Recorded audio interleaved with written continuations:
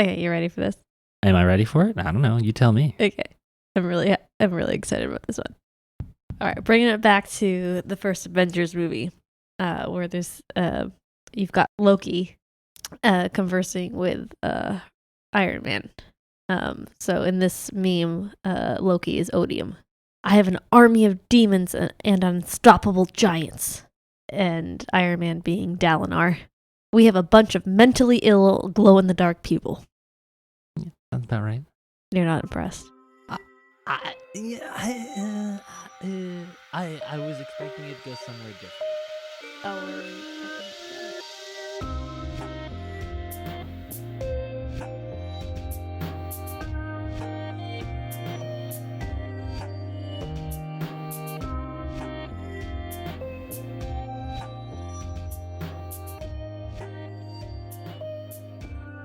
Hello and welcome to Cosmere Casual, your casual listener, reader, whatever guide to the Cosmere. I'm your tongue-tied co-host, Nick Gorman. And I'm your other co-host, AJ Gorman. So we're talking about a spoiler-free review of The Emperor's Soul. So Pre-read. A pre-read, yeah. So yeah, let's just get right into it. We should say that we've recorded this once already. Well, but then there was some. We're amateurs. We were having some audio issues. Yeah, there's some clipping. I don't know. Anybody who's a sound engineer out there and wants to, give us a tutorial, leave it alone. We're figuring it out on our own. But I only mentioned this because last time we sat down to record this, we sat down and I said, I have no notes. And now you have notes? Nope. Nah. This is several weeks later and I still have no notes. Yeah, but we both recently read it and we've done a post. This is the last of our Emperor's Soul, ones that we're actually recording. So we both know what we're talking about. So going back to the beginning, one of the reasons why I wasn't concerned that I have no notes is because this is your favorite. This is my of favorite. The Cosmere of Brandon Sanderson. Yeah. No, it's such a good. All right, it's a good story. It's pretty short. Like I think it's my favorite story in terms of content, but like you can read it in a couple of sittings. It's a novella. Well, maybe if you don't have kids, you could read it in one sitting. Yeah. I don't know, maybe. I used to be able to do that. Oh, I miss right. those days. Yeah. So it won the 2013 Hugo Award for Best Novella. And so in some ways, it's certainly his most... It was only 2013? Yeah. So in some ways, it's his best received story for sure. Oh. It's been published Well, you become ineligible for the Hugo after you make it big, don't you? No, I don't think so. Okay.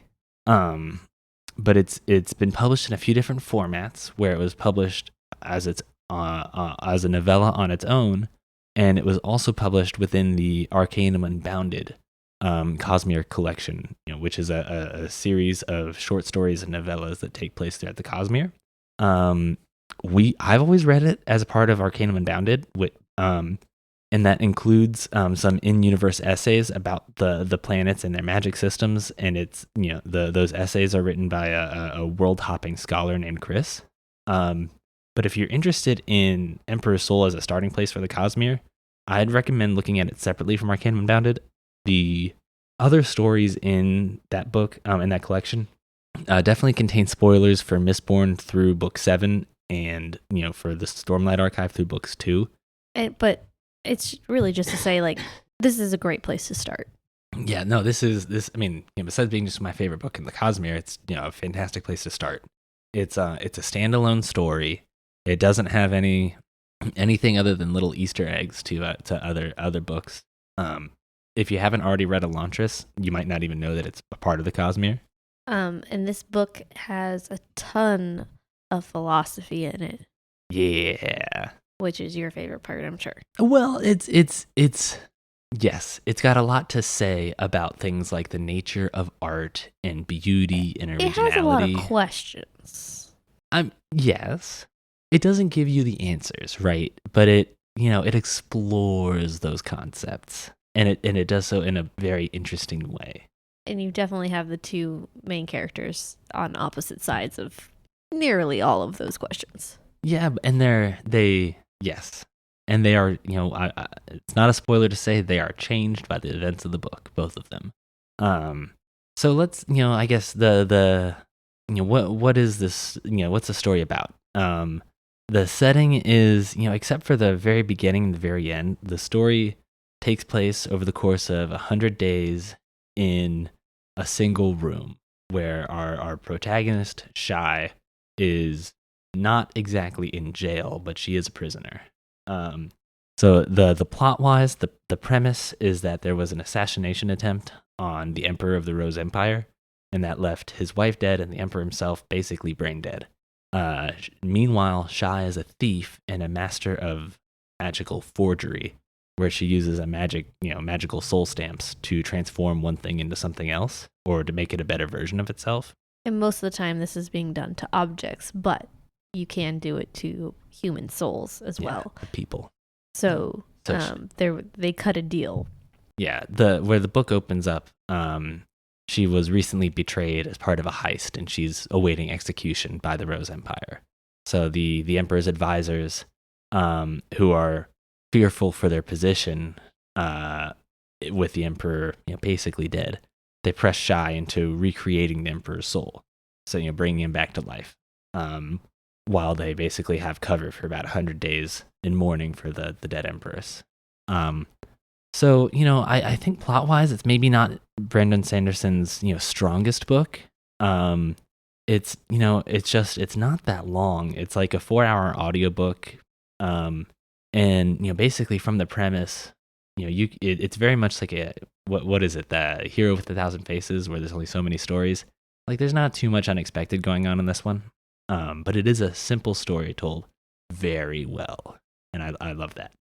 Yeah, and for those of you who have read the Stormlight Archive, there is a ton in here about realmatic theory. Yeah, and so the magic system is incredibly well developed, as always, for Brandon Sanderson. But I'll say one of the things that I hear even in other places online is Brandon Sanderson is usually very great at developing, having complex, well developed characters. And other than your two main leads in this one, they're just not there for this one. There is a meme about that. Yeah. About, there's a figure with two children set in front of them saying, "I love you both the same." One of them's labeled character development. The other one's labeled world building and magic systems. Yeah, and the character development kid walks off, and then the parent leans down, hugs magic systems, and says, "And I love you by a lot." It's you I love the most. By a lot. Yeah. So, that's, definitely the focus of this book. Like I said, the where this book really excels is the philosophy aspect, art, originality, imitation, transformation, things like that, as well as, having a fantastically well-developed magic system. This is definitely one of those short stories where every time you reread it, you get something different out of it. The first time I read this, I don't think I had read Stormlight yet. So there was a lot that I just kind of didn't pay attention to. And I thought, oh yeah, this is a nice story. And then after reading Stormlight, I went back and reread this again. And I'm like, oh my gosh, there's so much I missed the first read. Well, in terms of, explaining how things work in Brandon's, Sanderson's different worlds. Because, yeah, they do a good job of explaining some of the fundamental stuff of his different magic systems as well. Right. Yeah. I guess the other thing we always like to talk about with these, pre-read episodes is like, hey, which world hoppers should you keep an eye out for? And the answer is there's really no one. Well, no specific characters that we've seen in other books.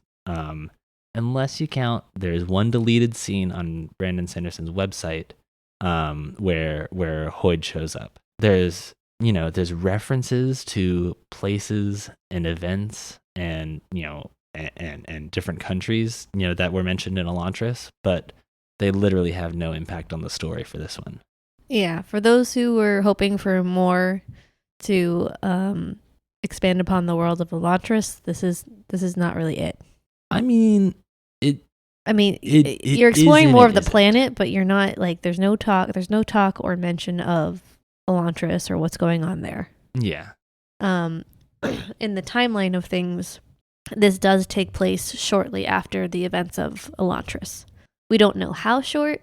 I don't know if Brandon has that completely cemented in place yet, but yeah, you're going to want to read New Hope of Elantris or wait for Brandon's sequel if you want more Elantris type things. Oh, yeah. And that's actually all I had. I mean, this is like I said, I guess the sum up version is it's a short book, short but sweet. And we highly recommend it.